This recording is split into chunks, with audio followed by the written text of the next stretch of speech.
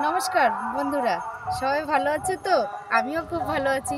প্রথমে বলি বড়দেরকে আমার প্রণাম, ছোটদেরকে আমার বুক ভরা ভালোবাসা, আর বন্ধুদেরকে হ্যাপি হোলি। আজকে আমাদের টপিক কি বলো তো? হ্যাপি হোলি। হোলি নিয়ে একটা কথা বলবো। আপনারা হোলি খেলুন বা রং খেলুন, বসন্তের দিনে কেন রং খেলবো না? সবাই রং খেলুন, কিন্তু বুঝে শুনে খেলতে হবে, তাই না বন্ধুরা বলো? বুঝে শুনে না খেললে পারে এই যে জোর করে যদি কাউকে রং দেওয়া যায় কি হয় বলো তো? চোখে লেগে গেল, কি দাঁতে লেগে গেল, কি কানে ঢুকে গেল, পরবর্তীকালে চোখটা নষ্ট হয়েও যেতে পারে কিন্তু, তাই না? এই জন্য বলছি রং খেলুন, আমি বারবার বলছি রং খেলুন, কিন্তু বুঝে শুনে রংটা খেলুন। সবাই মিলে আনন্দিত করুন, নাচুন কাঁদুন, এবং সবাইকে নিয়ে বিশেষ করে আমি বলছি বাচ্চাদেরকে একটু সাবধানভাবে খেলতে বলুন। ওরা খেলবে না কেন?